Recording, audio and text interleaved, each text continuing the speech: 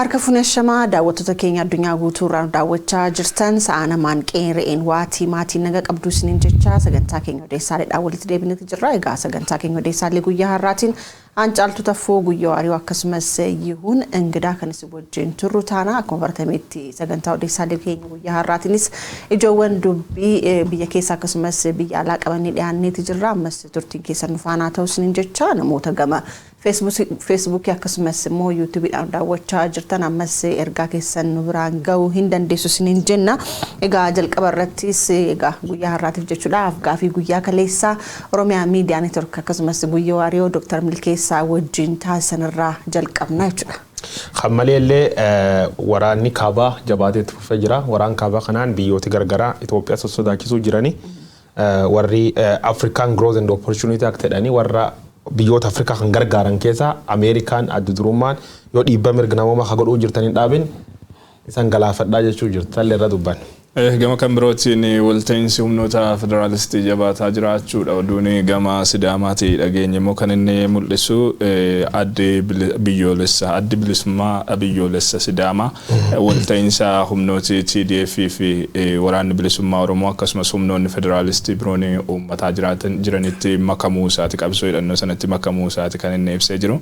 Kanallee ni ilaallaa egaa dhimmoota biroos immoo yeroo nu ga'e itti dabala. Egaa hedduu galatoomaa egaa ammas sira deebuudhaan turtiin keessan nufaanaa ta'u isiniin jecha egaa guyyaa kaleessaa ajandaa dubbii keessumaayyuu gama marsaa hawaasummaa kanaan dubbii ta'ee kan ture afgaafii OMN guyyaa waariyoo jechuudha. Egaa Dr. Milkeessaa miidhagsaa wajjin taasisee ture. Egaa achi gubbatti ijoowwan waan haala biyyattii keessaa wal qabatee haala siyaasaa biyyattii keessaa wal qabatee namni kunis qondaala ODP duraanii turan waan ta'eef haala siyaasaa biyyattii wal qabatee yeroo sanis maaltu ture tiim lammaan illee wal qabatee gaafiiwwan garaagaraa kaasee fi ture. Kana malees dhimma lafaatii wal qabatee keessumaayyuu weerara daangaa yeroo ammaa kana humnoonni Amaaraa gochaa jiranii wal qabatee maaltu fakkaata wanti piroojeektiidha jedhameetiin ta'ame sunoo maaltu jira dhugaan jirtu maal fakkaatte kan jedhu afgaafii goonee turre. Turtiin keessan akkam ture guyyoo? Turtiin akkuma uummati daawwatu ture midhaaddu Dr. Milkeessaa midhaagaa qondaala ODP duraanii horee jiddu galeessa kee ture. Namni kun hin eegan gorraa Har'aa miyaas biyyum kee ture jiddu keessa immoo Ameerikaa deemee barsiisaa yuunivarsiitii achitee ture gaafii yeroo jalqabaatiif nu waliin godhe. Afgaafichi midhaaga inni irreenna waan gaafachuu qabnu gaafanni jennee yaadna. Innillee waan midhaaddu waan uummati Oromoo beekuu qabu dhugaa ODP'n galmi cufattee yookaan dab siyaasaa warri dalaguu jiru waaniif baasnaaf fakkaata. Egaa dhimmi kun akkuma isin kaaftan keessuma gama miidiyaalee hawaasaatiin illee ajandaa ijoo ture gama aangawoota sirna biyya bulchaniitiin yookaan aktiivistoota isaaniitiin dabballoota isaaniitiin illee dhimma kana ilaalchisuudhaan reakshinii gama miidiyaalee hawaasaatiin ture ilaalaati kan turre. Dr. Milkeessaan waltajjii kanarratti dhiyaachuu hin qabu waan jedhee namni wal falmuuttis wanti ga'e ni jira. Asirratti hubatamuu kan qabu namni kamiyyuu qondaala olaanaadha namni kuni nama kana mitiiti Dr. Milkeessaa mitiiti. Namni kamiyyuu namni iccitii gola sana keessa jiru beekuu dhugaa hawaasni beekuudhaaf malu namni harkaa qabu waltajjiiwwan akkasii irratti dhiyaachuun hagas mara gaaffii ta'uu waan qabudha jedhee hin yaaduun sababni isaas uummanni sanarraa waan dhaga'u qabaa waan dhaga'u irraa immoo waan fudhatu ni qaba wanta hin fudhanne wanta hin fayyadu jedhe immoo dhiisuufis mirga qaba uummanni waan ta'eef agas mara baay'eetti mataadhaa cabuun hin barbaachisu inni akkasii. Asirratti waan si dabaluudhaaf miidiyaan waan nama ofii affeerachuu qabu inni hin beeka keessumaayyuu namni si deeggareedhaaf yookaan immoo si jaalateef yookaan immoo waan gaafii uummata Oromoo deebiseef qofa miidiyaa gubbatti affeeruu hin qabdu warra gama kaaniin illee jiru maaltu jira wanti jiru maal fakkaata kan jedhu illee dhaga'uunis barbaachisaadha ta'e. Kun hojiidhuma hojiidhuma miidiyaati amma waan namni wal fakkaatu fiddee haasa'uurra gama kaanillee yaanni jiru maalii kan jedhu uummata biraan ga'uun miidhaadha. Jechuun namootuma waan kanarra guddoo deebii kennuu qabna illee yaadu ammoo uummati qulqullichi waan kanaan burjujjaa jiraachuu danda'a. Wanni tokko uummati Oromoo beekuu qabu uummati Oromoo miidiyaa kee waan jaalatuuf waan miidiyaa ofii ta'uu amanuu fi namoota Oromoo irratti hojjetan stage akkana kennamuuf hin qabu arguu hin fedhu kanaaf ta'uu danda'a. Yeroo baay'ee gaafin akkana OMN fin dhiyaati namoonni tokko tokko ammoo aggressively aduu akka politely akkuma yaadaa kennani bareeda garuu aggressively warrooti gaafa akkana kaasanii jiranii yeroo tokko naa jaa'ibdi OMN gargaara turre maani godha turre ebelu kan hin dhiyeessinaa gaafiin jettu uummata keessa kaa'uuni tokkoffa nam ceersiti lamaffa fudhatama hin qabdu jechuudha dhugum jirtu walti himnaa miti OMN gaafii hafide nam gaafatu sun uji miidiyaa suniiti abba nam fide gaafatuuf nam hambisuu qabu ha adda baasee beekuu qabu miidiyaa sun uji miidiyaatii fi uji gaazexeessicha qofaa jechuudha. Malee at kan dubbisi kan dhiise dhee uummati seer biitamu keessatti hin dhagaamne jechuudha. Uummati Oromoo waan akkasii yaadu tolchuu baatanii namoonni tolchitan that is totally wrong waan fudhatamu qabaatii miti wanni san nuun qeequu dandeettan tokko gaafii gaafatamuu qabdi hin gaafannee hanqina jiraa yoo ta'an nu qeequu dandeettan guyyoo waariyoo waan gaafatamuu qabdi hin gaafannee yookaan interview bu'aan qabnu gootettee complain godhuun dandeetta suniin sirreeffanna waan sun dabartammoo ebelli dhiyeessitanii yookaan dhiyeessitan ammaan achisan ilaallu maa egaa amma guyyoonti ilaalu qabdu amma namni hundumtinuu keessumayyuu miidiyaan kun kan dhaabbate qarshiidhuma uummata Oromootii kiisiidhuma uummata Oromootiin beesee baatu waan ta'eef miidiyaan kun miidiyaa kiyyaa itti gaafatamummaa natti dhagahama jedheellee namni jaalalarraallee kan ta'e jaalalarraatti irra jireessaanii sanadhaa akkasumas illee dhimmi kun dhimma ajandaa keenya ta'u miti qeeqas nu qeeqaa qeeqi keessan nu cimsa nu jabeessa malee homaa tokko wanta duubatti nu deebisuu hin qabu miidiyaan qeeqii murteessaadha miidiyaadhaaf sababa sanaaf itti haafuufoo jenna numaayyoo jireenya keessatti reaakshiniin keessan duubdeebiin keessan baay'ee nu barbaachisa gara ajandaalee ijoo keenya guyyaa irratti yoo ceene wayya jedhee tayyaada kanaani qabxiilee garaa kaaseera Dr. Milkeessaan gaaffii kana keessatti qabxiilee gurguddoo uummanni Oromoo dhaga'uudhaaf barbaadu kan immoo irraa waan ta'e hedduun hubatamuu danda'a jedhee ani yaadu qabxiilee garaa kaasee jira qabxiilee gaaffii sana keessatti ka'an keessa irra deebinee wantoota tokko kaasuun barbaachisaadha waltajjii kana irratti inni jalqabaa jijjiirama bara 2018 mudateen yookaan biyyattii keessatti dhufe jedhameen kan qabsoo qeerroon taasifteen jijjiirama dhufe sanaan wal qabatee waan jiruudha kan inni kaase Dr. Milkeessaanii sanarratti qaamni duraan OPDO adeemsa keessa ODP amma mobilisiginnaa jedhee aangoo irra jiru waadaan uummataaf gale jira gaaffii qeerroon 5,000 itti wareegamteef tokko lamaan lakkaa'ee deebisuudhaaf waadaan inni ofitti fudhate jira gaaffii uummanni akka deebi'uuf barbaadaa ture sana obsaan eeggataa ture sana gaaffii deebifne tokkoyyuu hin qabnu bilisiginnaan gaaffii deebise tokkollee hin qabu jechuudhaan wanti namni kun kaase ni jira inumaa gaaffii Oromoo dhageessisuun gaaffii Oromoo gaafachuun akka waan qaanfachiisaa ta'etti akka waan gadi of buusanii dhihaachuutti sadarkaa ilaalamuu irra ga'e sirna kana keessatti jechuudhaan wanti Dr. Milkeessaan kaasanii jira. Egaa kanaan wal qabatee irra deddeebiidhaan duras wanti dhagaa turanii jira. Inuma sabboonummaa Oromoo irraa kaasee Oromummaa irraa kaasee sabboonummaa Oromummaa irraa kaasee ilaalchi warri amma biyya hoogganaa jiru sun qabu tokko lamaan ni beekna. Sabboonummaan Oromoo xiqqeessee jechuudhaan kan waltajjii irratti ifatti ba'anii dubbataa turan ministeera muummee Abiy Ahmed dabalatee jechuudha. Gama kan biraatiin qondaalonni hoogganoonni Oromiyaa fi paartii bilisiginnaa damee Oromiyaatiin wal qabatan kanneen akka obbo Taayyee Danda'aa fa'aa wanti isaan jechaa turan gaaffiin addaa uummanni Oromoo qabu hin jiru. Gaaffii addaa qabnu hin jiru jedhanii sadarkaa miidiyaa irra ba'anii dubbachuutti ga'aa turaniiru. Egaa waanuma kanaan dura gama kanaan ilaalaa turre Dr. Milkeessaan gaaffii isaa kanaan ifatti kaasee jabeessee jira. Wanti sun mirkana ta'uu ifaan ifatti wanti inni kaasanii jira. Ayyeetti dabaluu fi an akka hubadhutti Dr. Milkeessaan midhaagaa qumaarii yookaan cubbuu OPDO man cufattee Oromoo cabsuuf waggoota 3 dabre tolchaa turte waaniif baasnaaf fakkaata. An akkas jedhaa understand godha. Waggoota 3 dabre balbal cufatanii Oromoo irra qumaarii Oromoo irra qommora turan hamma miidiyaa gad baanee akka waan Oromoo hojjetanii soban diideesseedha. Yeroo tokko namoota mootummaa kee jiran Oromoon itti gammadu qaba. Namoota kana anyone amma nama OPDO keessa nuun barbaanne miidiyaa keenya irratti hin finne. Yoo ammoo isaa willing taanii dhugaa uummata Oromoon dubbannaa jedhanii balbal bana goonaaf jechuudha. Because wanni sun akkasiin uummata Oromoo fayyadu interview kalee irra laaluu dandeettaa jechuudha. Warri Abiy Ahmed blindly Abiy Ahmed ilmaan abbaa gadaa sabboonummaa maani jinni galamanii lafaan dhaana yaa'u maal jedhan itti mammalee itti ni dhanii jedhan.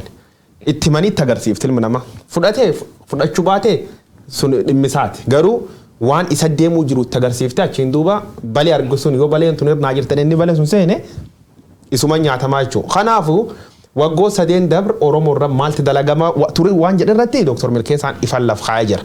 Tiim lama garee sabboonummaa qabdu tadiqqoo waan Oromoo kan koozi Oromoo kana wayin nur jiraa itti chochoos cufa cabsanii butuchanii nyaatanii jechuudha.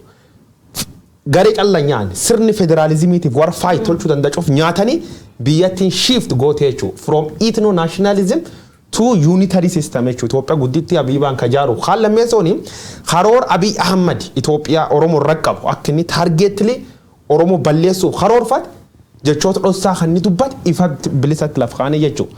Kanaafuu I think waan jajjabdu dubbat Dr. Milkeessaan irra deebi'aa caqasaa. You will get the point. Keessumayyuu amma gaafa waa'ee dhimma Abiyyi kaastee ilaaltu jechuudha. Nama Abiyyi jedhamuyyuu TV gubbatan gama kiyyaan namni tokkoyyuu hin beeku ture. Namni nuti dursinee beeknu ture obbo Lammaa Magarsaadha kan ture. Achi booddee egaa imaanaa uummanni Oromoo obbo Lammaa Magarsaatti kennan fuudhanii gaafa Abiyyitti kennan kana namni Abiyyi Ahmed jedhamu kuniyyuu eenyu akka ta'eyyuu uummanni Oromoo gaafa san kan bare. Kana keessatti immoo tiim Lammaa kana keessatti namni dursarratti fuuldurarratti mul'atan keessaa Dr. Milkeessaan isaan tokkodha. Jalqabumarraayyuu hundeeffamu isaa irraayyuu ODP yookaan Biltsiginnaan amma jirtu tun eenyu akka taate bifa maalii akka qabdu karoora maalii akka qabdu isaan caala namni beekullee hin jiru jedheetan kan yaadu. Gaafuma maqaa isaanii jijjiirataniyyuu gaafasumayyuu waan gargar bahan natti fakkaata. Gaafa ODP turan walumaan turan warri tiim Lammaa jedhaman kunniin gaafa Biltsiginnaa ta'an immoo kan akka Xayyibaa fa'aa kan akka obbo Lammaa Magarsaa fa'aa fi Dr. Milkeessaa dabalatee namoonni garaagaraa irraa harcaa dhufuu isaaniillee argineeti. Boodarra qaamni Biltsiginnaa jedhamu maqaa Biltsiginnaa jedhamu qabatee dhufe waan ta'eef nama kana caalaa kaayyoon isaanii maal akka ta'e namni beeku hin jira dheeyyaadhaan. Qabxiin inni kan biraan Dr. Milkeessaan afgaaffii kana keessatti jala muranii kaasan dhimma weerara lafaa yeroo ammaa gama naannoo humnoota naannoo Amaaraatiin taasifamaa jiruuti. Dhimma kana irratti waltajjii keenya dheengaddaatiin odeessaalee keenya dheengaddaatiin nutis dursinee wanti nuti kaasnee irratti mari'ataa ture ni jira. Weerarri lafaatiin wal qabatee yeroo ammaa Finfinneef naannoo Amaaraa wal quunnamsiisuudhaaf hojiin hojjetamaa jiru.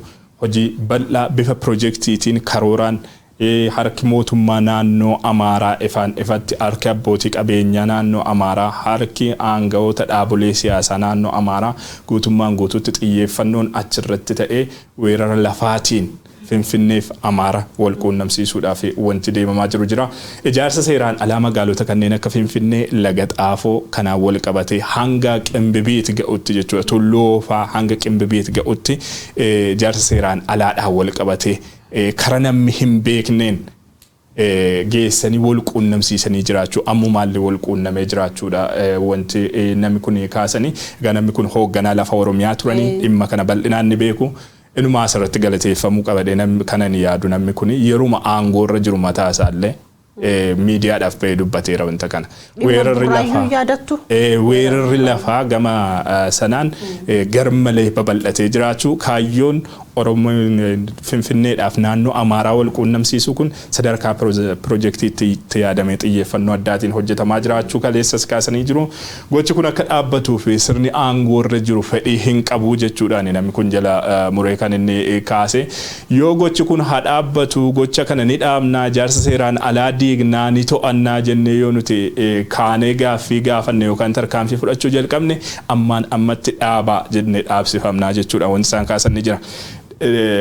Yeroo tokko na yaadadha magaalaa bulchiinsa magaalaa Laga Xaafoo Laga Daadhii keessatti kantiibaan magaalaa sanaa tarkaanfii fudhatte manneen 12,000 ta'an irratti manneen 12,000 ta'an sababa bifa ijaarsa seeraan alaatiin magaalaa sana keessatti babal'atanii jiran irratti gaafa tarkaanfii fudhattu miidiyaaleen FM'oonni magaalaa sana keessa jiran chaanaalonni TV magaalaa sana dhuunfatanii jiran guutummaan guutuutti nama kana irratti duuluudhaan mootummaa naannoo Oromiyaa yeroo sana qaamolee aangoo irra jiran irratti duuluudhaan iyyamaa ture na yaadadha.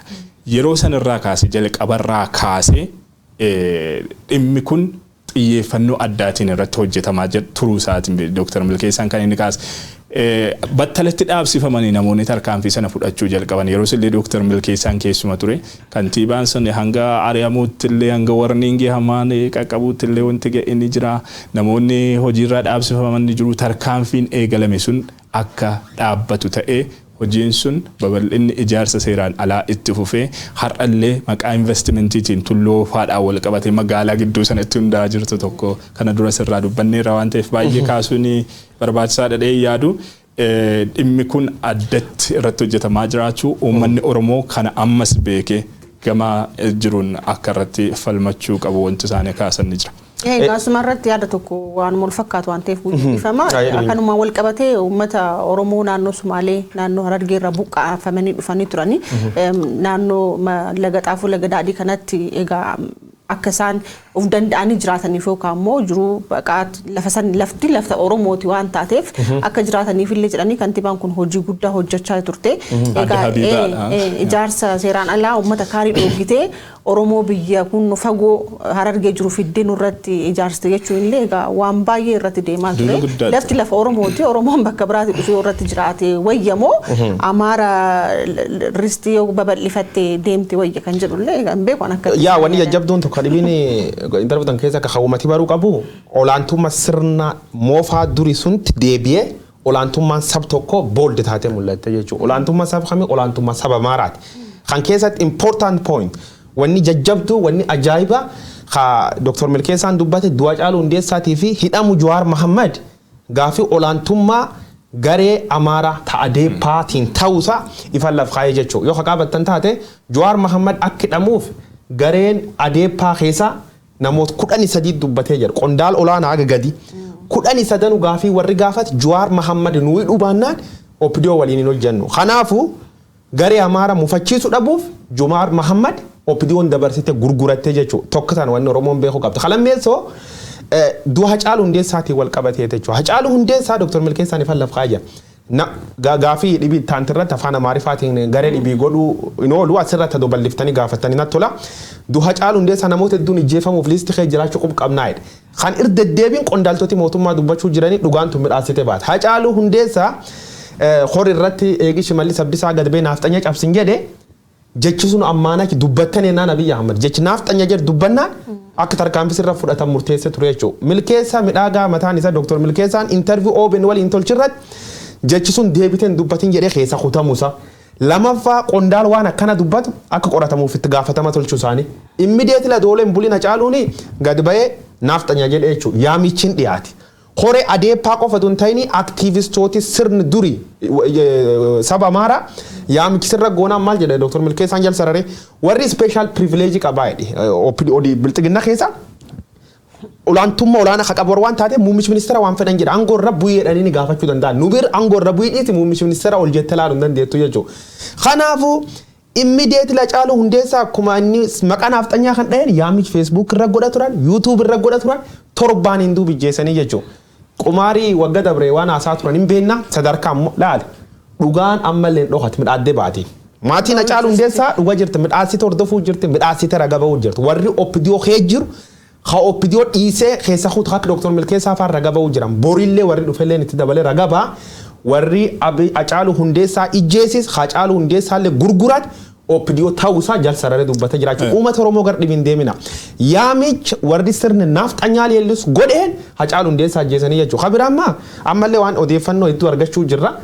Gareen Tamasgeen Xuruunaa itti gaafatama deeninnatii ammaan tana intelligence waajjira basaasaatiin hojjetu ammallee uummata Oromoo hedduu fixuuf karoora qabaachuu isaanii biyyoota ollaa keessatti Eertiraa mercenary warra lubbuu balleessitoota Eertiraa qacaranii namoota hedduu barbaada jiraachuu ragaan ba'uu jiranii jechuudha. Kanaafuu Oromoo cabsuuf akkuma waa dagalan yoo na waliin hin hojjetin in history wanni akkana taateen beeku.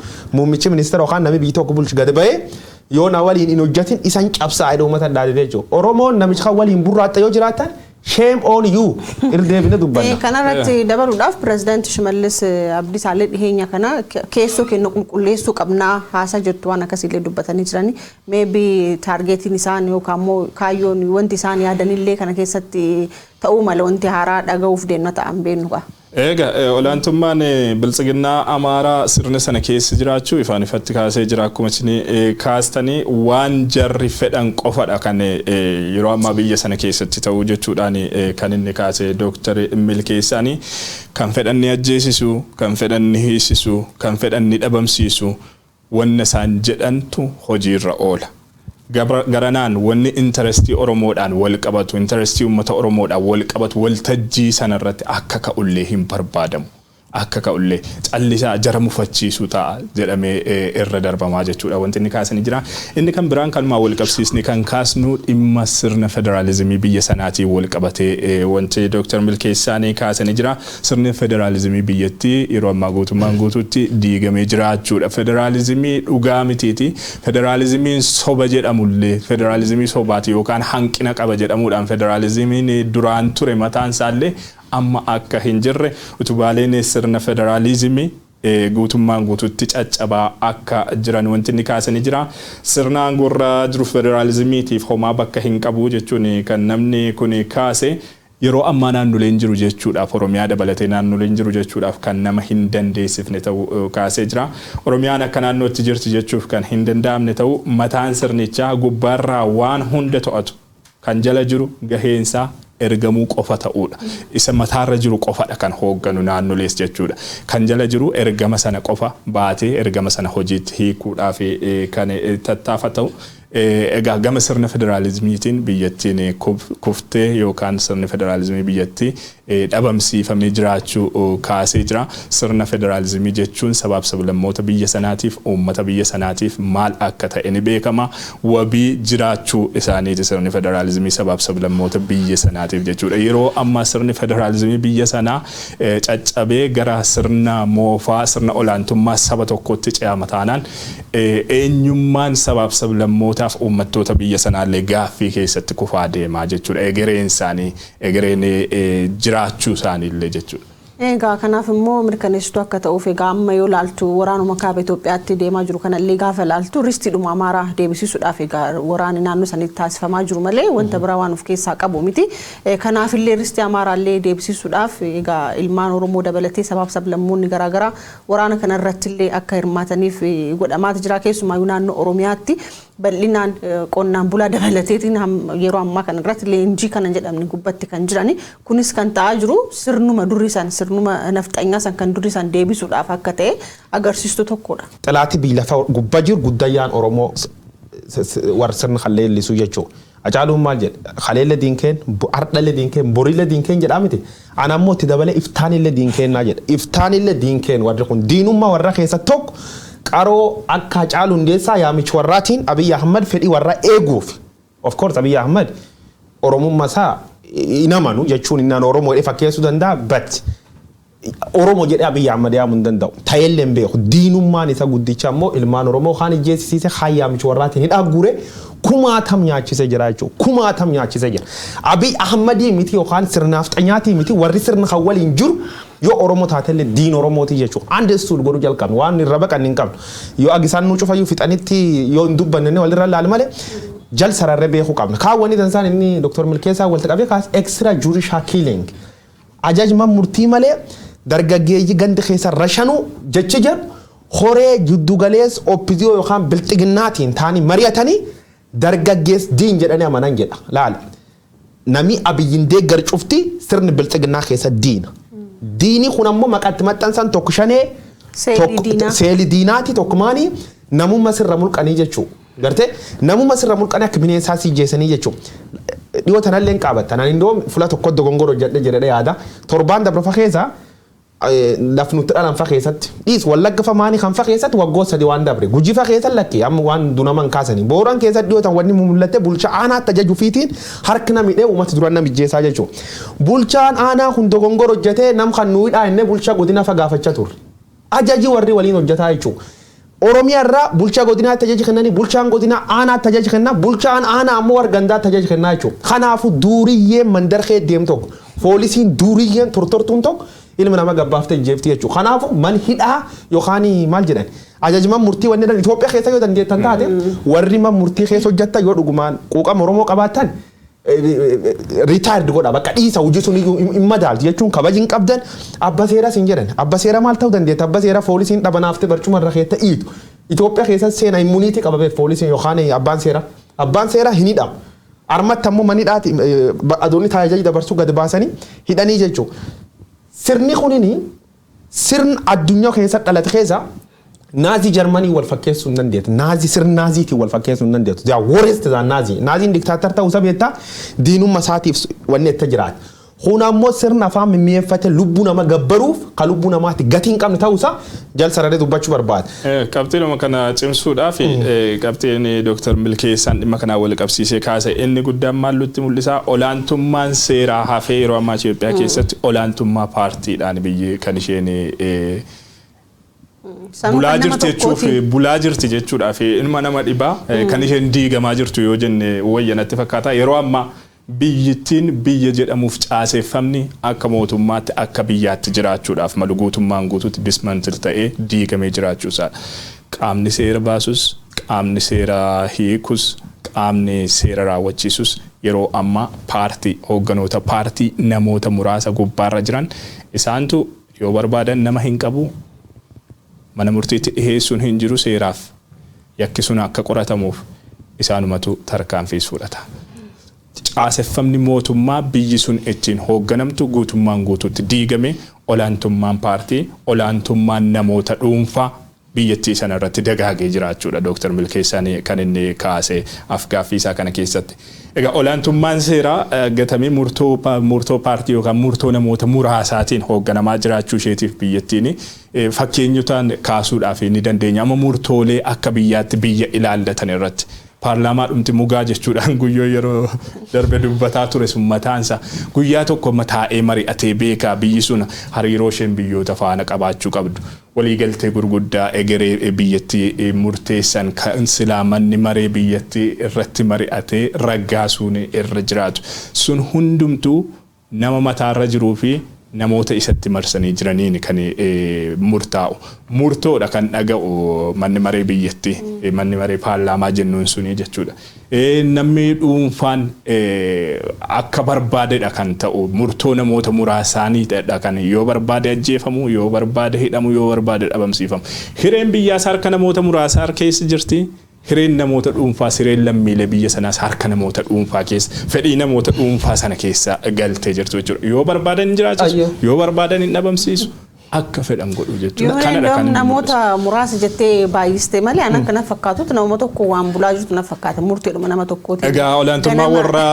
warra baay'ir daarsunis jira waan jedhaniif egaa ganama barii namni wayii ka'ee ebalu hidhamuu qaba ebalu hiikamuu qaba jedhee yoo yaade waan manni sammuu isaatti dhufteetu gad bu'ee uummata san hunda cufarratti taa'ara malee waanuma namni nu koree maanu jiraateetu waa waliin mari'atanii natti fakkaatu caaltu waan midhaaddu kaafte Itoophiyaan akkam addunyaa keessa biyyittii isiin Itoophiyaa addunyaa keessa biyyittii jartuun akka biyyaatti ilaalam Eertiraa turti.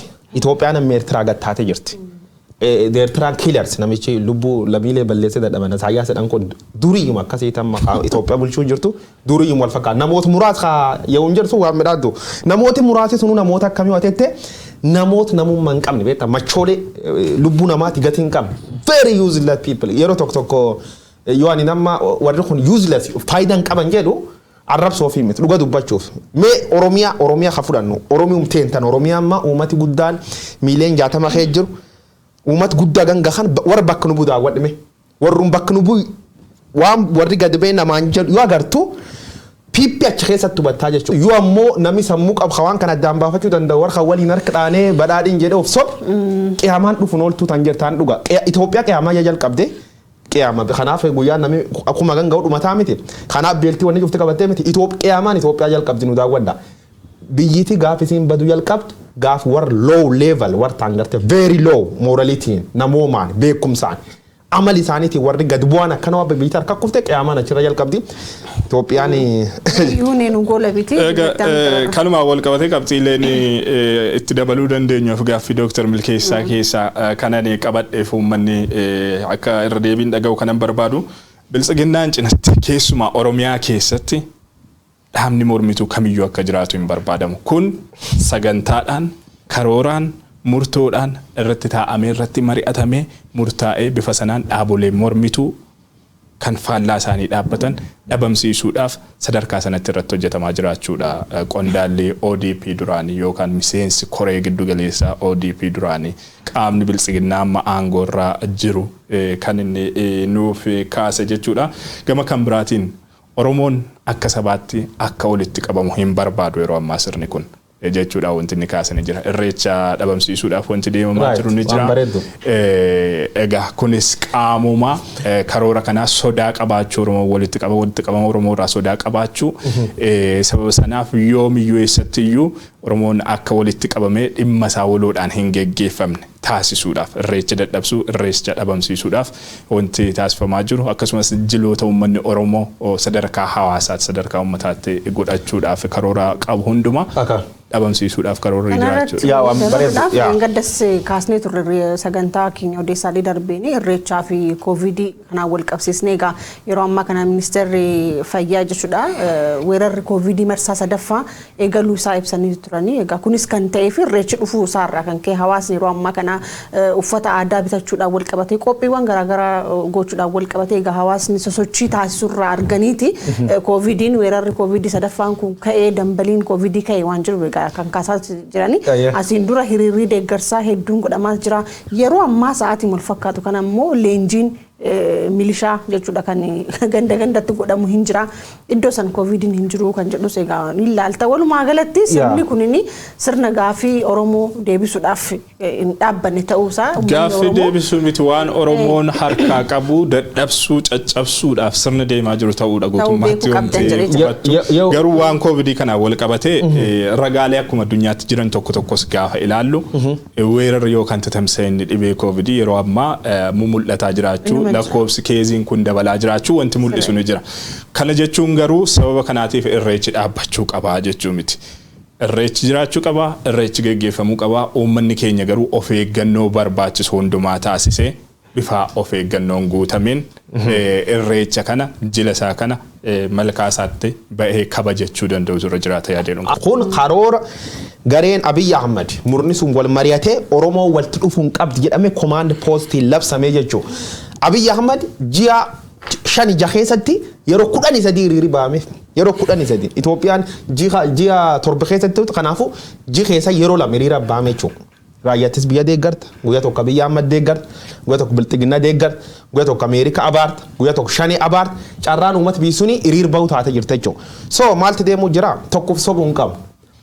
Corona of eeggannoo godhamaani rabbi nu eeggannoo of eeggannoo godha garuu corona yoo waan irreecha yaadna waan coronaati yaadina dhuga dubbachuu dansaa miti wanni dubbii waliin qabatu qumaar Oromoo cabsuuf gareen tun murteeffate keessa kajal qaba akka Oromoo waltiin dhun murteessanii jira war murteess keessa bita Dr. Milkeessaa nutti hime gaafa caalu Hundeessaa albeemee eebbisan khore suni armiralee dubbadhe ture itti salfadhe ture of course qeequu fi miti salfadhe ture sabab coronaatiidhaan namoonni 400 hin caalleen jedhanii ajaj warri dabarsuni sammit godhuun qaban never ujii warri hojjetu akka dinqisiifadha warri sirna kan waliin ta'e dhugaa caalu dhos tagaafa mucaan du'e soba tursuun faa ofirra dhiibuu warri mootummaa akka warri hin dhumne ofirra dhiibuuni hojii dansa hojjetumaatii na caalu OPDO waan Oromoo keessa seenuu hin dandeettan maana OPDO diinummaan OPDO wayyaanee wal bir compare godhuu hin dandeettu OPDO diinummaan isii wayyaanee miti minilik caalee jira. Egaa dhimmuma afgaa fi Dr. Milkeessaa midhagaa OMN akkasumas guyyoo ari'oo wajjin taasisan irratti wal qabatee maal fakkaata ture afgaafiin kun kan jedhu egaa akkasumas immoo reakshin uummataa maal fakkaataa kan jedhu kan irraa haasaa turre dhimma keenyatti aanutti immoo yoo dabarru adda bilisummaan biyyaalessaa uummata Sidaamaa dabalatee hayyoonni uummata Sidaamaallee ibsa waloo baasaniiti jirani yeroo ammaa kana waan mootummaan keessa jirullee namoonni garaagaraa waan hirribaallee dammaqaa jiranis hin fakkaata iddoowwan garaagaraallee ibsa mootummaa kana qeequu kan sirna kana qeequs dhagahaa jirra egaa ibsa walootiin baasan kana keessatti maal jedhanii waraanni kaabaa kuniin waraana nu ilaallatu miti waraana Risti Amaaraa deebisuudhaaf godhamaa jiru waan ta'eef namoota achi keessatti tattaaffii yookaan immoo maal jedhan harka keessaa akka baafatullee gaafatanii jiran warri kunniin achirraa odeessan. Adda bilisummaa biyyoolessaa Sidaamaa yeroo ammaa ibsa baaseen qaama walta'iinsa humnoota federaalistii ta'uusaa ifatti mirkaneessee jira. Humnoota federaalistii yookaan walta'iinsa humnoota federaalistii kan jedhamu kun egaa isa kamii jechuudhaan jalqabuma irratti yoo ilaalle yeroo dhihootti humnoonni Tigraay fi waraanni bilisummaa Oromoo hariiroon isaanii uummatan ni jira. Akkasumas bakka buutonni sabaa fi sablammoota biyyattii biroo kanneen akka uummata Agaao, Qamaant, Gambeellaa, Beenishaangul qaama walta'iinsa kana deemuudhaaf adeemsi deemamaa jiru jiraachuu dhagahaati kan turre. Egaa adda bilisummaa biyyoolessa Sidaamaa qaama walta'iinsa kana ta'uu isaati ifatti kan inni labse. Walta'iinsi kun humna qawweetiin sirna aangoorra jiru aangoorraa buqqisuudhaafidha kan inni qabsaa'u akka gama wobootiin gama humnoota TDF'tiin yookaan humnoota Tigraayitiin waan itti jiramu kanaan dura sirra deddeebiidhaan gabaasaati kan turre. Egaa humni Sidaamaa kunis qaama kanaa ta'eeraa jechuudhaan kan inni ibsee jiru. Murtoo isaa kan bu'uura godhachuun ibsa baaseen paartiin Biltsiginnaa aangoorra jiru yeroo ammaa kallattii hedduutiin kallattii hundaan jechuun bifa danda'amuun biyya diigaa jira jechuudhaan kan inni kaase. Biyyattiin biyya nagaa fi tasgabbii dhabde gola hundumaatti wal waraansi biyya keessatti hammaate wal waraansa kanaan wal qabate immoo gara duguugiinsa sanyiitti illee gochoonni deemaa jiran biyya keessatti raawwatamaa jiru. Biyya sirna durii deebisuudhaaf adeemsa deemamaa jiruun sirni federaalizimii biyyattii daddaaqfame sababa kanaan wal waraansatti seename sababa kanaan duguugiinsi sanyii hanga gochoonni akkasitti biyyattii onkuruu biyyattii diiguu qarree diigumsaarraan gahuutti biyya deemamee jirudha. Kana callisee dhaabadhee ilaaluun narra hin jiraatu. Warra adeemsaan na fakkaatan warra dursanii qawwee kaasanii jiranitti makamee qawweedhaan qabsaa'ee sirna kana aangoorraa buqqisuudhaaf qophaa'ee jira jechuudhaan kan inni ibsee jiru. Ani ni gudumuu fedhe fudhadha. Walitti dhufeenna yeroo dabre yeroo waraanni bilisummaa Oromoo kun inni TPLF walitti dhufee maaliidhaan kana nuun cufti confusion keetur. Most probably option nama addunyaan qabda kan jechuun waliin gurmaani seexanallootaan remove tolchuu calla carraan uummata ka ta'uu danda'e. Unless otherwise tokko nyaata uummata kan balleessaa jiru warri kunin. Collaboration kun uumamu faayidaa qawwee argina jirra. Value qawween qabdi Tigree irratti argina jirra jechuudha. Tigreen gaaf biyyisii weeraranii obsaan adolaaluu jirtu bitta nadheen isaanii qabamte dubartee jechuudha warri uwwa qabamte 30 gudeedama turte jechuudha. Waar laala sexual captive qabanii manatti siidhanii dhiirti jisa galu uummata Tigraawaan kee turin beena. Saati amma maal godhammoo tuumee ofirraa ri'ee qawween lubbuutti fiduu jira jechuudha. Gareen cufti walitti dhufte by any means negotiation got boodirra goota. But the first priority is to removing these killers. Warra lubbu balleessitoota kan ofirra balleessu warra walitti dhufuun politically is excellent game jedhee yaada.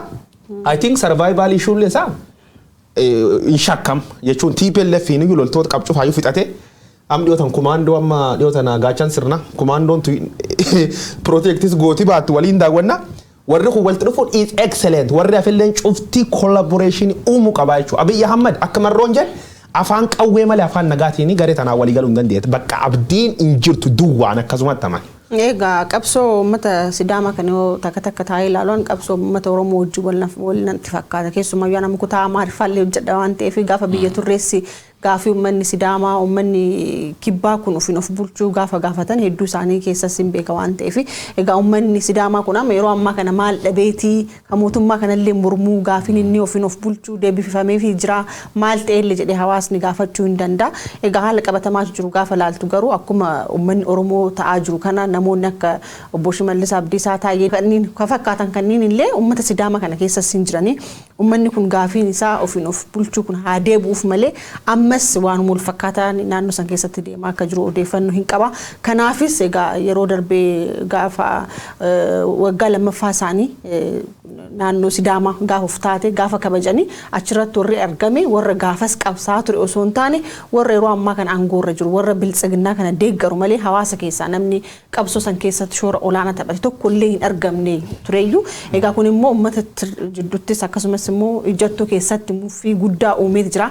Kanaafis fakkaate Gaafiin of bulchuu uummata kanaa deebi'eera jechuuf waan si dandeessisu illee hin jiru baay'ee. Asirratti gam tokko naannoo diigaa sirna federaalizimii diigaa naannoo kana maqaadhaa fi egaa gaaffii uummataa deebisneerra jechuuf itti fakkeessaaf naannoo Sidaamaa jedhaniiru malee gaaffiin uummanni kun gaafataa ture gaaffiin mirga ofiin of bulchuu uummata kana tokko kan hin kabajamne ta'uudha. Ragaaleen akkuma ati kaaste garasii mul'atanii walta'iinsi humnoota kanneen bu'aa maalii buusuu danda'a waan jedhu yaaduun barbaachisaadha. Walta'iinsi isaanii kun tokkoffaa humni Sidaamaa kun dhufee qaama kanatti dabalamuun humna guddaadha baay'ee.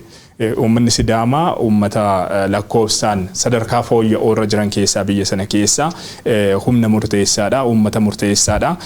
Darbee strategical locationin bakkumti uummanni sun jirullee murteessaadha qabsoo kanaafi uummata Oromoo wajjiniin sadarkaa olaanaadhaan hariiroo guddaa uummata qabudha naannolee jiran hundumaa caalaatti jechuun bifa dandeessisuuni uummata Oromoo wajjiniin hariiroo guddaa uummata qabudha.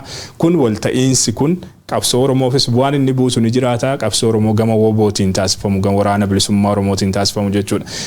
Darbee humnoonni federaalistii kun qaama sirna durii deebisuudhaaf aangoo irra taa'u kana buqqisuudhaaf qabsoo taasisan keessatti humna dabalataa isaaniif ta'a. Maqaa isaanii sadarkaa addunyaatti sadarkaa ammoo sana ol kaasa jechuudha. Hariiroon woboo fi humnoota TDF gidduutti taasifame gama public relationitiin gama maqaa woboo kan addunyaatti beeksisuudhaan gama humna woboo kana baasee addunyaatti mul'isuudhaan shoora inni taphate guyyaadhaa gara guyyaatti argaa jirra. Mata duree oduu ta'aniiru humnoonni kunniin amma. Humnoonni kunniin mata duree oduu ta'uu qofa immoo miti. Lolanii mo'achaati kan isaan jiran. Erga walta'iinsa kana uumanii sadarkaa sirna kana dhabamsiisanii bakkoota garaagaraa qabachuutti ce'anii jiraachuu woboo irraa wanti argaa jirru jira. TDF irraa wanti argaa jirru jira. Humni Sidaamaatti dabalameera. Sabaaf sablammoonni biroonis. Inuma egaa amma miidiyaatti baasuun nurraa hin eegamu jarumti baasuu isaanii wayya jechuudhaaf malee odeeffannoon keessoodhaan qabnu akka mul'isutti bakka buutonni sabaaf sablammoota biyyattii biroollee qawwee kaasaa akka jiran qaama tumsa kanaa ta'aa akka jiranidha odeeffannoon qabnu kan mul'isu bu'aan inni qabu guddaadha jechuu barbaadeen. Sagantaan kun afaan Oromoffaatiin haa ta'u malee osoo afaan Amaariffaatiin ta'e irra caalatti illee isaan biras qaqqabuu danda'a jedhee yaada. Haa ta'uti garuu uummanni Sidaamaa naannoo Arsii Lixaatiin godina Arsii Lixaatiin wal daangessa waan ta'eef hawaasni bal'aan isaa afaan Oromoollee kan caqasu hedduutu jira. Egaa ibsa kana keessatti guddoo kan jaaladhe maal inni yeroo ammaa kana gaafii ristii deebisiisuudhaaf waraana kaabaatti godhamaa jiru kana nu inni ilaallatu waan nu ilaallatu miti. Gaafa nuti ofiin of bulchinaa jennee gaafii keenya gaafa gaafan warra nu fuuldura dhaabbatee mormaa ture iyyuu Itoophiyaan diigamuuf deemti iyyuu warra nuun jedhaa ture warra Amaaraa kana har'a warra eenyuutiif deemneet kan duunuuf yookaan immoo kan qabsoofnuuf waan jedhullee ibsa isaanii keessatti kaasanii jiranii yeroo ammaa kana hojjettoowwan biyya keessa jiran dabalatee kan biyya alaallee dhiittaa mirga namummaa sirni kun uummata Oromoo Beenshaangul Gumuz Qimaanta Agaw irratti gochaa jiru kana irratti qabsaa'u qabna malee bira dhaabbachuu iyyuu hin qabnus waan jedhu of keessaa qaba jechuudha ibsi kun. Angar dhibiin kalaalu walitti dhufeen warra kana joogiraafii kaalii impaaktii of danda'a qaba. Waraanni Tigraay kaabaan guutuutti tumee burkuteessa dura deemuu jira. Geetaa jiru interview tolchee ture interview sun irraa highlightii waan odeeffar keessa waan babarreessanaan keessa. Abiy Ahmed drooni kadhachuu jira akkuma nana khaan qawwee naabita salvaakiriillee narree dhufe amma salvaakiriillee drooni naabiti fachuun hin oolani waan fedhayyoo bitaniif yoo drooniin feeti irmaatti waraana bakka danda'anii duuba nu deebisan waan jira kaasuu jira jechuudha. Lamaffaani waraani kaabaa hatiifellef kun garee agaawufa as fudhatte uummata qimaanti waliin tokkummaa uumte kaabirraa tumtee qiyaamatti buusuu jirti jechuudha. Lamaffaa waraani bilisummaa Oromoo Sidaamti achi dabalamuun isaa hiika kam qabaa seeta joogiraafii Finfinnee irraa kaatee ag mooyyale boordaa kan guutumatti Oromiyaa jechuudha. Naannoon takkattiin akkas kee fallaasite deemsi joogiraafikaalii maappii warra illogeeted shape jedhuuni qal'atee keemur naannoo Sidaamaa kan jechuudha. South Nation nationality kana uummati Sidaamaa ammoo sorry Geediyoos hin jiran. Yaa Geediyoon hin jira garuu uummati Sidaamaa kun hawaasa karaa guddayyaammaa wal qunnamsiis gujiin walti boordarii qabu waraani gujii keechocho kachiin booran jira kakibba kana walti dhuf qabu jechuudha. Yoo fakkeenya Sidaamti mootummaa kan waliin kadhaabat taate achi kaatee dhuftu bakka hawaasaa diqqoo gufuu si ta'uu danda'a. Gareen tulaalam waraani Oromiyaa guutuu irraa waraan bilisummaa Oromoo lola. Wadhakka lafa keessa gara Sidaama tanaan lola. Kaabi biyyattiiti guutuu TPLF gara ofiin ijaartaan tololaa jechuudha. Carra waan tokko hin qabdu oppidiyoon carra agum jirtu kasaamattu saamatteelloo nyaatiin beekta cubbu midhaan ganga saamte nama ganga jeefta kun ammoo bultii isaan dhoguu daawwadhe dubbi hima taate jirtam dhiyootan halkanii guyyaa yoo riiba kaan illee shalee junta namni muddamu waan hin taane hin qabu. yaa ofirratti iyyuu fincaa'uu dhoodha. Sa'aatii kennallee nu daangessaa mee kan naannoo Sidaamaa kanaa keessa haa baanuti gara kaabaatti haa ceenu yoo ne maaltu jira mee garasi. Egaa wal waraansi gara kaabaatiin gaggeeffamaa jiru itti fufee jira. Humnoonni TDF dhimmoo kanaa wal qabatee ibsisaan baasan ni jira. Magaalota dabalataa injifannoowwan dabalataa argataa jiraachuu isaaniidha kan isaanii beeksisanii. Gama kan biraatiin waraanni Eertiraa ammas deebi'ee gara Tigraayitti bobbaafamaa jiraachuu gara Tigraayitti duulaa jiraachuu odeeffannoon tibbana gama Rooyitersiin akkasumas miidiyaalee addunyaa birootiin ba'ee ni mul'isa. Lixa Tigraayitti magaalaa Humaraa goshuu fi naannoo sana qabatee jiraachuu waraanni Eertiraa yeroo ammaa inumaa qophii irra jiraachuu waraanaaf of qopheesse afamuuzii walawwalatee eegaa jiraachuu ragaa kan argaa jirru kan dhagahaa jirru. Inni maali akka ta'e egaa. Kanaan wal qabatee immoo Ameerikaan sochii garaagaraa taasisaati kan isheen jirtu. Waraanni kaaba Itoophiyaatti eegalame kun wal waraansi Itoophiyaa keessatti deemaa jiru kun akka dhaabbatuuf yeroo garaagaraatti dhiibbaa guddaa uumaa turteetti. Ameerikaan inumaa yaadatama. Dhiibbaa uumtee mariidhaan rakkoo kana furaa taa'aatii mari'adhaa jettee kadhattee erga dadhabdee booda immoo gara qoqqobbiitti ce'uun ishee inuma beekama. Qoqqobbii kanaan dura gama viizaatiin akkasumas gama economic sanction yookaan dhiibbaa diinagdeetiin aangawoota mootummaa Itoophiyaa fi biyya Itoophiyaa irratti gatame ni yaadanna.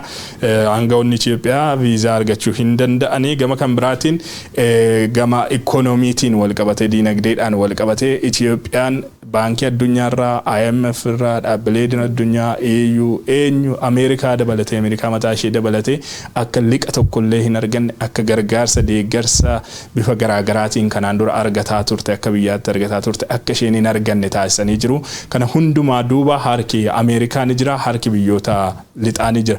Kunis sababni isaa maaliif sarbamiinsa mirgoota dhala namaa sadarkaa olaanaadhaan waraana kaabaa kanaan wal qabatee raawwatame akka biyyaatti mootummaa Abiy Ahmediin hoogganamu kabajamuu mirgoota dhala namaatiif bakka kan hin qabne ta'uu birmadummaa biyyattii illee sarbisiisee humna alaa galchee humna alaa sanaan yakkoota suukanneessoo kanaan dura irra deddeebiidhaan kaasaa ture raawwachuudhaan wal qabatee gara qoqqobbii kanaatti ceetee jirti. Torbanuma kana keessa qondaala waraanaa biyya Eritrea General Filippos natti fakkaata Filippos Olloyaandis natti fakkaata isaan irratti qoqqobbii gatteeti kan jirtu. Kana qofaan hin dhaabbanne qoqqobbiin Ameerikaa gara dubbii ijoo ammarraa dubbachuuf deemnutti yoo ceenu Itoophiyaan miseensummaa AGOA keessaa akka haqamtu murteessuudhaaf qarqararra ga'anii jiraachuu isaaniidha kan isaanii ibsuu irratti argaman. AGOA jechuun African Growth and Opportunity Act jechuudhaan kan beekamu carraa biyyoonni Afrikaa Saharaa gadi jiran gabaa Ameerikaa irratti bilisaan qaraxaan ala daldalachuudhaaf qaban kan Itoophiyaan bara bulchiinsa Mallas Zeenaawii miseensa taatee itti makamte sana keessa isee baasuu dhabamsiisuu akka danda'an ibsuu irratti kan isaan argaman. Yoo ni Ameerikaanii maal jedhan kennaan rabbi suuta jedhanii faxaadaa chokkilam rabbiin hin ariifatu jedhan Ameerikaanii hin ariifattu. Suut ettatti galaafatte jechuudha.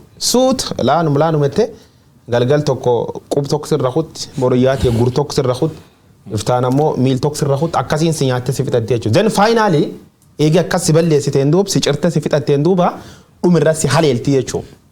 Ani xiqqoo waan ariifadhuuf na fakkaata. Garee tan adoon Ameerikaa ta'e garee tan quballee irra hutti harkaan irra hutti hin gaargalchu hin rakkisu.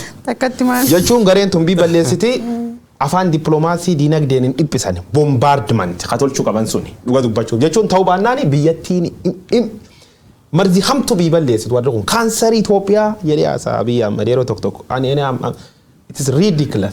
TPLF yes gandi 27 kaansarii OPDO'n gandi 30 kaansarii si caalte jira.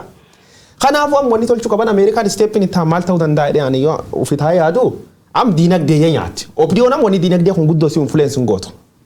Isin gara ofii guutattee hatte saamte naan amma uumatirra loon guurachuu jirti mita waan guurata dhabde uumatirra loon treeningii kenninettee beese uummata guyyaatee ispoortii hojjechiisa olte jaarolee gara 80-90 sunirra baajat ramadde sun hatte sun himman jaaratte jechuudha. Durii akkanaati wanni kanaafuu amma steepin itti hanga Ameerikaan godhuu dandeetti maali yoo inni isaan guddoon hin mirranga wanna kana kun biyyatti akka galaafatti hin beekne. Doolarii dhabamuun Eurooppiyaan yuunen war kan tufuun Ameerikaan tufuun maaniin tufuun jireenyu uummata akka inni gaaga'u jirin beekne. warri sammuu namooma waan hin qabneef omutti hin fakkaatti siin hin nyaatti hin dhuddi waan saamattuu dandeetan biyya laallee ijaarrachuu dandeeta unfortunately amma lubbuun jirtu firfirsiti jechuudha amala stupidity level nama sadarkaa sun gubboo geeta akkam ta'e yoo nyaachuu baadhellee balleessaa waan jedhan waan akkasiita Itoophiyaa seef godhuu hin dandeenyu mootummaan ittaanee dhufulleen akka dhiibbarra qabaatu goonaa jettee biyyatti purposely balleessuu jirte jechuudha Ameerikaaniin ilaali Itoophiyaan doolara sumuun tokko hin argattan addunyaarra qabeenyi qabxifa waraana ramadde fixatti lubbuun amma bobeessite fixatti amma mi tokkollee duri ubbaar wanni tokko goomtaa pileetti yookaan waraqata kan Ameerikaa irra galchina yoo taate yoo qaraxee akkana gubbaa ka'e kanallee galchuu hin dandeettu jechuudha. Gochi warri tolchuu jiru uummata gaagaa malee warri irratti dhiibbaa addaan qabaatu warri akka dhumatteef waan beekuuf waan fedhin tolchaa garuu Ameerikaan gadi lakkiftu jechuudha. Quba arki maani ciccirta jirti dhuma irratti akkasiin itti jeessi cala daawwata. Egaa asirratti waa tokko dubbachuudhaaf egaa yeroo ammaa kana Ameerikaa dabalatee biyyoonni garaagaraa illee saankshinii isa jedhamu kana gochuudhaaf hojiiwwan garaagaraa gochaa turanii Chaayinaa baankii Exim dabalatee dhaabbileen garaagaraa liqii Itoophiyaadhaaf gochuudhaaf ta'anii dhaabuu isaanii sababiin isaallee humni isii kafaluu dandeettiin isii kafaluu qabdu masmaraa miti amantummaa irraa hin qabnu jechuudhaan egaa irra dhooggatanii jirani. Kana malees egaa dubbii kaleessa oddoo tokko hojjedhe ture odeeffannoo qabummaa inni Itoophiyaan liqii asiin dura fudhattee turte qarshii doolaara biiliyoona 40 kan asiin dura fudhattee turteyyuu kafaluuf humni isii dandeessu akka hin jirres egaa dubbatamaa jira. Eessa fidanii kafalan? Nu gurguran malee. Kabira dabalachuuf. Biyyi waliin nu gurguran malee. Kabira dabalachuuf miti kaasiin durayyuu liqeeffatteyyuu kafaluuf humna kan qabne piroojeektiiwwan gurguddoon daandii piroojeektii Finfinnee irraa gara Jibuutii geessu dabalatee piroojeektiiwwan gurguddoon gara 12tti siqanis hojii dhaabuu akka danda'anis egaa dubbatamaa jira.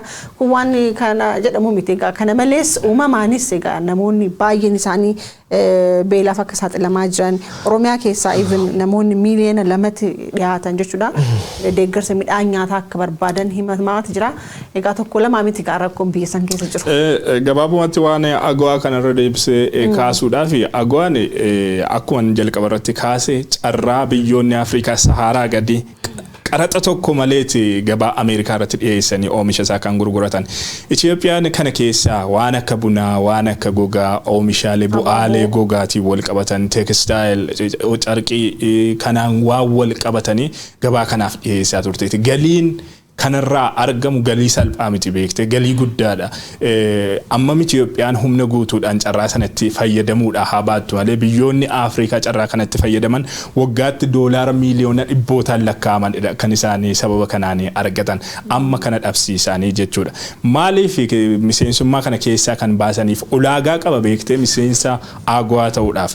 Inni jalqabaa ulaagaan jalqabaa rule of law yookaan olaantummaan seeraa biyya keessatti kabajamu mootummaan biyya sanaa olaantummaa seeraa kabajuudhaaf jajjabeessuudhaaf gama sanaatiin fooyya'insa yoo mul'iseedha beekte kan miseensa agawaa ta'uu dandeessu biyyi tokko.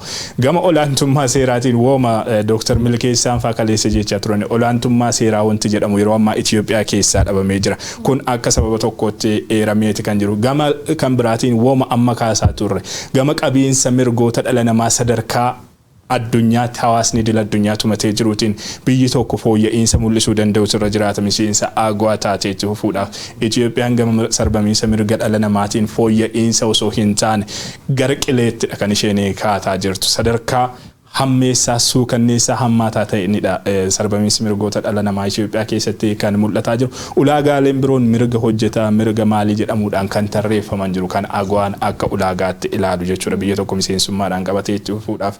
Haa ta'u malee Itoophiyaan gama kanaan kufaatiin isheen yeroodhaa gara yerootti keessa galaa jirtu akkuma guyyoon sila jedhe al tokkoon kaanii miti beekte qoqqobbii yookaan economic sanction yookaan qoqqobbii kallattii garaagaraatiin geggeeffamu kana biyyattii irratti gataa kan jiraniif Ameerikaan faa biyyoonni dhiyaa yeroo hedduu kadhatan yeroo hedduu wawwaatan haa ta'uti dhaga'uudhaaf fedhii hin godhanne mootummaan Itoophiyaa sababa sanaaf egaa gara sanatti cehamaa jira.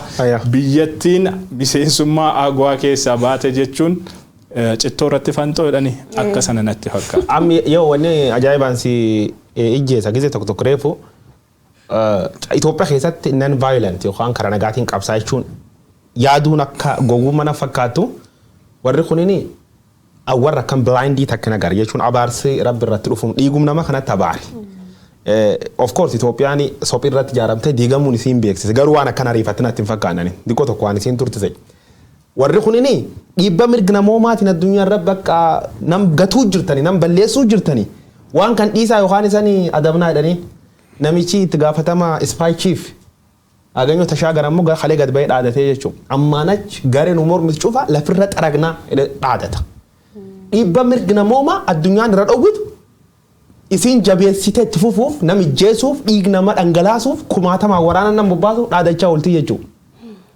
Ancuuf caala wanni garana nyaata shifta akkanatti suufadhee warra ilmaanuu fi ergu agarta warra qawwee fi ergoof nyaachisu baay'ee lubbuurra callatu miti namni yakka nama dhiig nama dhangalaasuuf dhaqee nyaatan qiyaama keessallee gaannaa bibiddi seenaa jechuudha dulamdootaa jechuudha dulam na ingaddaaf isaanii gadda jechuudha yookaan maatii warra amma isaan miti beektee wanti kun kan inni hubu murtoowwan akkas akkasii guyyaadhaa gara yeroo guyyaatti qoqqobbiiwwan biyya sana irratti gatamaa jiran tokkoon gola uummata keenyaati beektee kan isaan seenaa jiran amma qotee bulaan keenya buna oomisha bunni gabaa Ameerikaatiif dhihaata bunni gabaa Ameerikaati kana booda gabaa Ameerikaa irratti bunni Itoophiyaa fudhatama hin qabu hin barbaadu jedha taanaan sadarkaa akkamiitiin akka gatii bunaa sana kuffisuu danda'u yaaduun barbaachisaa gatii kufaa bunaatu kufe jechuun daldalaa buna bitu yookaan daldalaa buna gabaa Ameerikaaf dhiheessu miti beektee kan miidhamu qotee bulaa buna oomishuudha oomishni gogaa gabaa Ameerikaa irratti fudhatama dhabe jechuun horsiifatee bulaa horii horsiisu irratti deemee kan inni kufu isaan dhimma kana waan kanarraa waan uummata irra ga'u kanarraa dhimma hin qaban biyyattiin gabaa kana keessa gabaa addunyaa kana keessa dhiibamtee baate yookaan sababa warra aangoo irra jiruutiin achi keessa dhabamte jechuun investorri maallaqa isaa dhangalaasee biyya sana keessatti invest godhee jiru gabaa dhabee jechuudha oomishuuf inni haaraan silaa hojii dhabaa keenyaaf carraa hojii uumuudhaaf danda'u gara biyya sanaa hin mil'atu jechuudha sababni isaas carraawwan kun waan cufamaniif jechuudha isaan kun hundi naanna'ee hojii dhabaa keenya qotee bulaa keenya horsiifatee bulaa keenya uummata keenyadha kan inni gaaga'u abbaan aangoo qaba kaazinaa mootummaadhaas ta'u baasa yeroo tokko lafas gurguree nyaata yeroo tokko nama falaasfaa tokko dubbisu waan jedhe beekta namni seexanii kun yoo halkan jinni mamaa jedhan jinni yoo si dhaban haftu yookaan si rukuttu jinniin tagariin billa qabattee dhuftedhan yoo halkan si galaafachuu dhuftu tagariin ulee dullafa qabattee dhuftedhan yoo siin billa qabattee si dhabanaaf sun wanni jechuun namoonni gariin amal isaanii gubbaatti agresiif ta'anii billaan fa'a dhaqanii uskuul seenan nan fixan kan agartee miti hagariin dhaqanii nan fatumanii yookaan ka foon nama faalla akkas kan ibaas isaanii deenin jiranii miti jinniin warra kan jinni qawwee qabattee haatu dhabanaas bakka wanni sammuu warra kee jira cuftunu qawwuma akkuma nu jennu kan biyyatti baduu jirtu qotee bulaan gargaluu jirtu namni qiyaamaa ba'uu jira warri qawween footoo haa yoo dhufan qawwee naa bita qawwum kadhatan uummata illee qawwee dhadheedhan jinni ispoortii hojjattu ta qawwee bira wanti jiru dhumatee jira guyyoonni wanti dabaltu qabdu taanaan xumurreerra sa'aatiin keenya illee deemeera natti fakkaata sa'aatiin keenyas deemeeti jira hedduu galatoomaas jenna guyyoomee maal kan nuti Har'aa jalqaba Dr. Milkeessaa Midhaagaa OMN waliin gaaffiif deebii tolchee ture gaaffiif deebii sun ilaalchisuun irra dubbanne jirra yaada uummata bal'aa jiru lamaffarratti waa'ee Sidaamaa Liberation Front yookaan bilisummaa Sidaamaa garee TDF fi waraan bilisummaa Oromoo dabalamu isaanii irra dubbanne jirra waraan kaabaatiin Itoophiyaan qawwee bitachuu jirti addunyaan nam fixoon dhiisin beessa tokko isaniin kennu jechuun jirti karaa diinagdee illee qiyaamaan itti fuftee jirti jechuudha badhaadhina irra gar qiyaamaa seenuu jirra jechuudha afaaniin badhaadhina hojiin deega barrisu egaa iyyuu hangidaa akkasumas guyyaa waariyoo hedduu galatooma egaa daawwattoota keenya turtiin keenya odeessaalee guyyaa har'aa kan isin wajjin qabnu kanuma fakkaatu ture yeroo biraa immoo haala adda ta'een haga walitti deebinutti turtii gaarii isiniin jenna sagantaan keenya OMN hafan itti fufu.